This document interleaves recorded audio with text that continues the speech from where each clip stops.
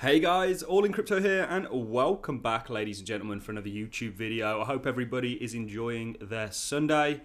Guys, we have a very exciting video for you today because I'm going to be telling you why I believe the bottom is in for Cardano. I'm going to be showing you why that is. Not only that, guys, we're going to be covering some very, very exciting news that has largely been overlooked. This comes from Visa. They essentially tweeted out, with more than 1 billion spent on crypto-linked Visa cards in the first half of 2021, Visa is partnering with 50 of the leading crypto platforms to launch card programs that will make it easy to convert plus spend digital currencies at 17 million merchants worldwide.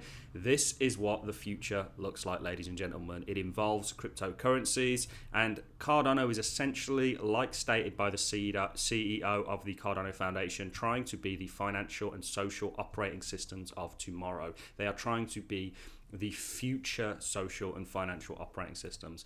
We're also going to be hearing from Charles Hoskinson. He had an interview with World Mobile. John O'Connor was on there. And he says something very interesting. And this is going to help you to understand exactly what's going on here, because Cardano is not only doing all these great things, you know, everywhere across the world and trying to essentially benefit humanity, but they're also trying to do things like revolutionize the telecom space. And this is exceptionally interesting. We're going to hear from him here.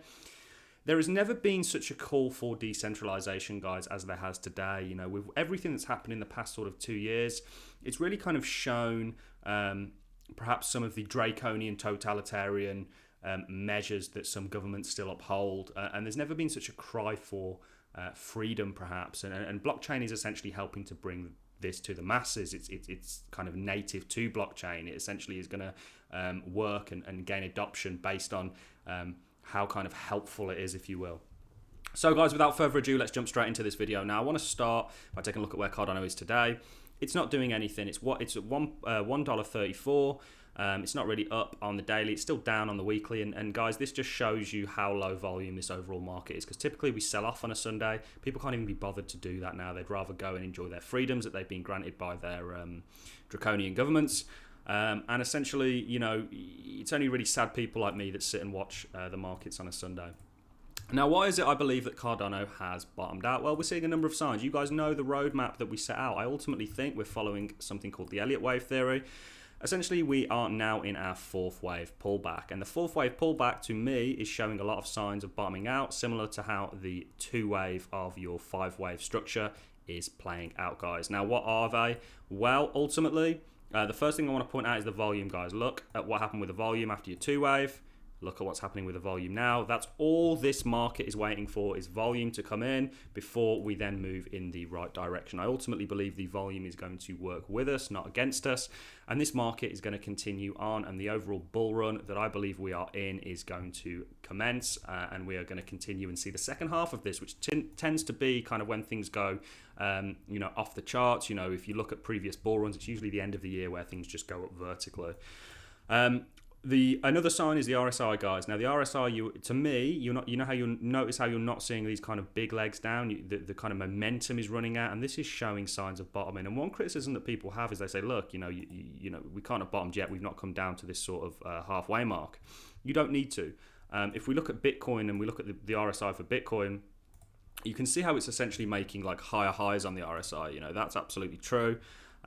You are definitely making those higher highs, and we know in bull runs that the RSI will typically bottom out at a higher point, just due to the kind of, if you look at 2017, which is here, you can see that, you know, you kind of had an ascending support with where you bottomed out in regards to your RSIs and the pullbacks that you had in the bull run. So that's another factor, guys. I also want to show you one of the main ones, and that's the stock RSI. Because look at where we are, ladies and gents.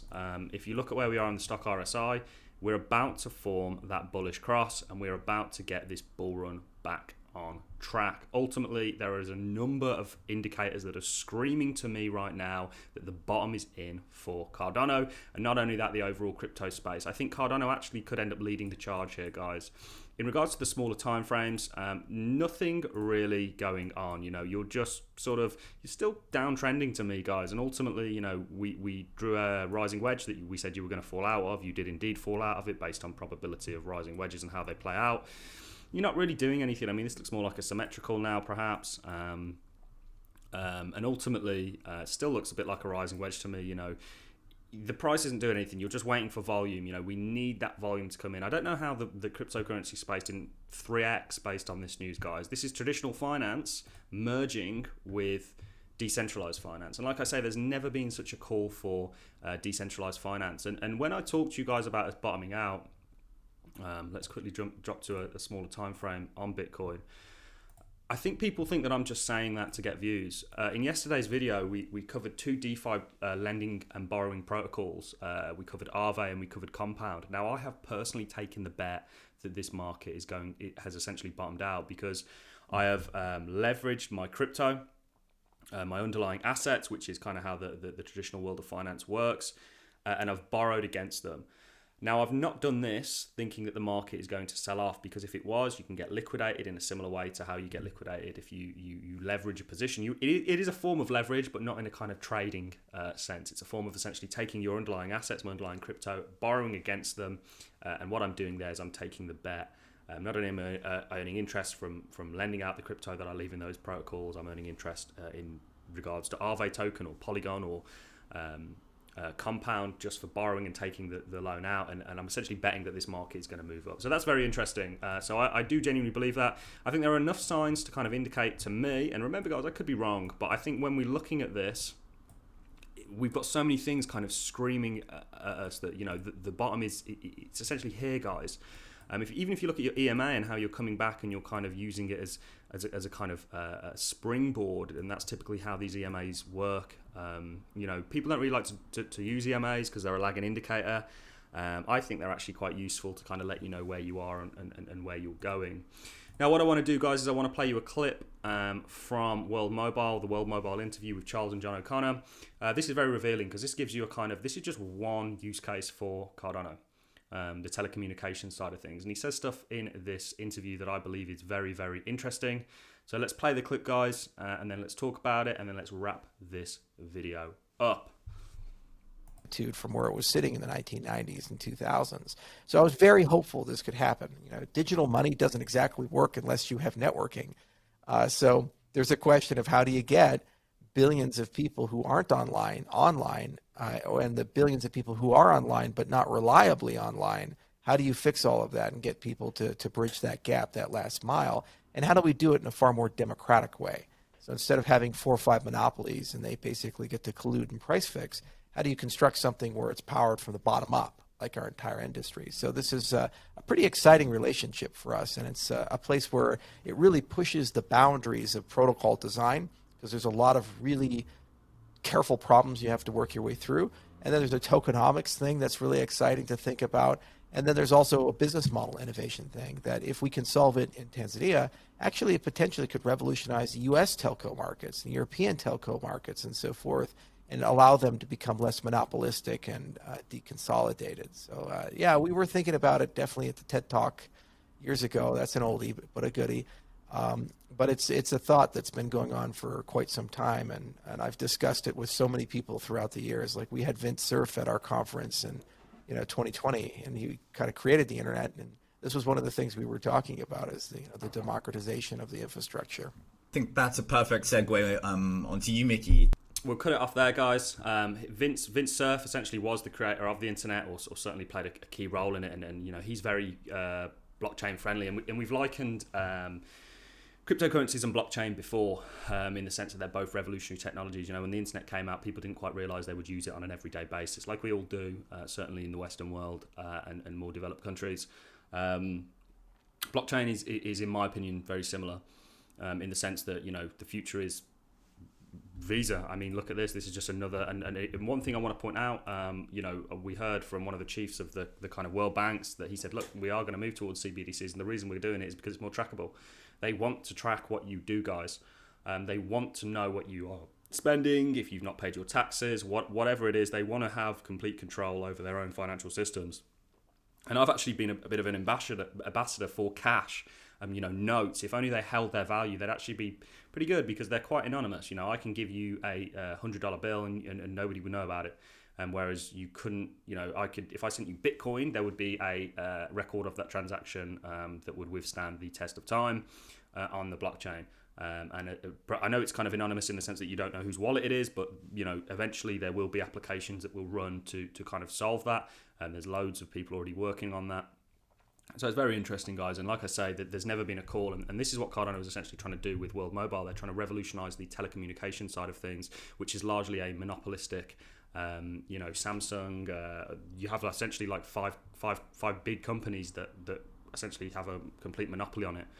And this is, what blockchain's all about. It's why I stuck around in 2018, because ultimately, the market sold off the kind of monetary side of things. I wasn't going to end up getting a Lambo at the end of the year anymore.